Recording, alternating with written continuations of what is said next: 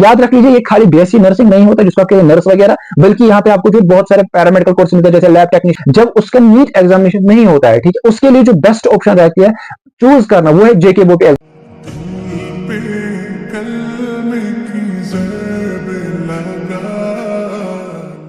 Assalamualaikum dear students, hope you all are good and I'm also good by the grace of Almighty Allah. I once again welcome you all on my YouTube channel. आज के video जो है बहुत ही important होने वाला है उन students के लिए जो चाहते हैं कि ट्वेल्थ के बाद हम क्या करें, क्योंकि ट्वेल्थ के बाद आपके पास बहुत ज्यादा ऑप्शंस होती है, लेकिन फिर भी आप जो है कंफ्यूज रहते हो, अगर मुझे उसमें नहीं हुआ, अगर मुझे इसमें नहीं हुआ तो मैं क्या करूं। ठीक है, खासतौर पर ये स्टूडेंट्स उनके लिए जो इंपॉर्टेंट है जिन्होंने भाई साहब जो है अपना ट्वेल्थ मेडिकल स्ट्रीम से जो है पास किया है या उन्होंने इस साल दिया है। अब उनका ये कंफ्यूजन है कि क्या जो जेकेबीओपी एग्जाम है for BSc nursing, for BSc paramedical courses, for BSc technology, is it important, is it worth it to appear in this examination और नॉट। इसके साथ साथ इसके लिए प्रोसीजर क्या रहता है, इसमें एग्जाम पैटर्न क्या होता है, पेपर पैटर्न क्या होता है, इसमें जो है डॉक्यूमेंट्स कौन सी जरूरत होती है, फॉर्म फिलिंग वगैरह, ये सभी जो इन्फो मैं आज आपको इसी वीडियो के अंदर दूंगा। ठीक है, आई होप आप इस वीडियो को जरूर पसंद करोगे, उसके साथ साथ आप इसको अपने दोस्तों के साथ भी शेयर करोगे। बाकी चलो स्टार्ट कर लेते हैं विद ब्यूटीफुल स्टार्टिंग बिस्मिल्लाहिर्रहमानिर्रहीम।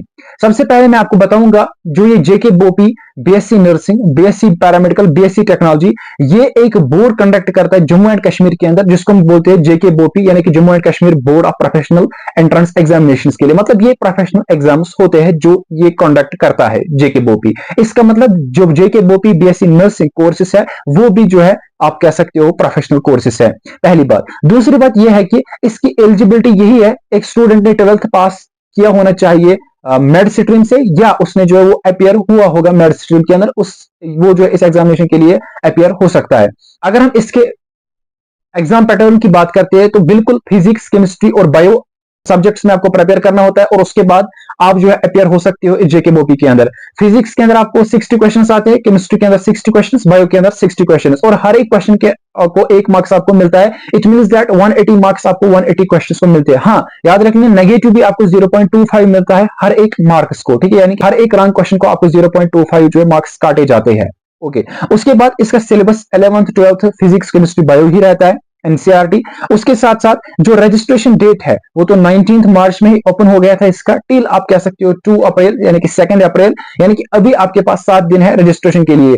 लेकिन अगर आप करना चाहते हो इस वीडियो के बाद, इस वीडियो को देखने के बाद रजिस्ट्रेशन इस जेकेबीओपी के अंदर, तो प्लीज आप जो है 1-2 दिन पहले ही इस जेकेबीओपी साइट पे जो है अपना फॉर्म भर लेना, या कहीं पे जहां पे आपको भर लेना है, क्योंकि इसको फिर लास्ट में जैम लगता है। ठीक है, इसको फिर लास्ट पे प्रॉब्लम्स होती है, इसके कनेक्शन सही नहीं रहते हैं। ठीक है, उसके बाद मैं आपको ये बताना चाहता हूं जो जनरल ओपन मेरिट है इसके लिए जो आपको फी भरना पड़ेगा वो है 1000 रुपीज, और एग्जाम डेट जो इन्होंने कहा टेंटेटिव वो तो 27 अप्रैल है, लेकिन ये पॉसिबल नहीं है क्योंकि जेकेबीओपी का हर एग्जाम जो है हर साल नीट एग्जामिनेशन के बाद ही होता है, यानी कि 4 मई के बाद होगा इसका exam. Usually you can expect in the second week of May इसके एग्जाम जो है आपको होगा। ठीक है, उसके बाद इसके लिए जो डॉक्यूमेंट्स आपको जरूरत पड़ते हैं वो ये है कि आपको सबसे पहले जो है एक ट्वेल्थ की मार्कशीट चाहिए अगर आप पास हो, या अगर आप अपियरिंग हो तो फिर आपको जो है बस वहां पे अपियरिंग लिखना है, ट्वेल्थ में अपियर हो इस साल, बाकी मार्कशीट की जरूरत नहीं है। दूसरी बात आपको जो है चाहिए डोमिसाइल, और उसके भी आपको जो इंपॉर्टेंट है वो है डेट ऑफ इशू कब हो गई है डोमिसाइल। तीसरी बात जो यहाँ पे इंपॉर्टेंट है वो है आपका जो पासपोर्ट साइज फोटोग्राफ, लेकिन रिमेंबर वो 10 केबी से लेके 50 केबी तक होना चाहिए अगर आप खुद फॉर्म भर लेते हो। अगर आप जो है फॉर्म खिदमत सेंटर पे, सीएससी सेंटर पे भरते हो या कहीं पे भरते हो तो फिर वो उसका हेडेक है, आपको उसके साथ कुछ भी नहीं है, और उसके साथ आपका सिग्नेचर होना चाहिए और भाई साहब आपका जो है थंब इंप्रेशन। ठीक है, ओके। उसके बाद मैं आपको बताना चाहता हूं जो भाई साहब यहाँ पे हमारे पास इसका कट ऑफ है, ठीक है, वो ओपन मेरिट के लिए यूजुअली 90 to 100 जो है लास्ट रहता है। ठीक है, 90 to 100 पे आपको जो है भाई साहब कॉलेजेस जो है मिल सकते हैं। ठीक है, ओके। अब देखो भाई साहब जो मोस्ट इंपॉर्टेंट डाउट है, ये एक ऐसी बेसिक इन्फो थी जो आप सभी लोगों को पता था रिगार्डिंग जेकेबीओपी, जिसको पता नहीं था उसको पता चल गया। ठीक है, अब देख लीजिए भाई जो यहाँ पे इंपॉर्टेंट डाउट है, क्या ये जेकेबीओपी एग्जाम इंपॉर्टेंट है कि नहीं। देखो इसमें स्टूडेंट्स जो हमारे पास होते हैं वो 2 कैटेगरीज के, एक स्टूडेंट्स जिन्होंने 12th एग्जाम दिया लेकिन उनको लगता है कि मेरी प्रिपरेशन उतनी खास नहीं है कि मैं नीट एग्जामिनेशन जो है इस साल क्वालिफाई करूं एज अ फ्रेशर, जिसकी वजह से मैं चाहता हूं मैं ड्रॉप लूं, और ड्रॉप जब मैं लूं मैं कोई और एग्जाम नहीं दूंगा, मैं खाली जो प्रिपेयर करूंगा नीट एग्जामिनेशन के लिए। तो भाई उसके लिए जेकेबीओपी एग्जाम इस ड्रॉप ईयर के अंदर इंपॉर्टेंट नहीं है, यानी कि फर्स्ट ड्रॉप में। ठीक है, ओके।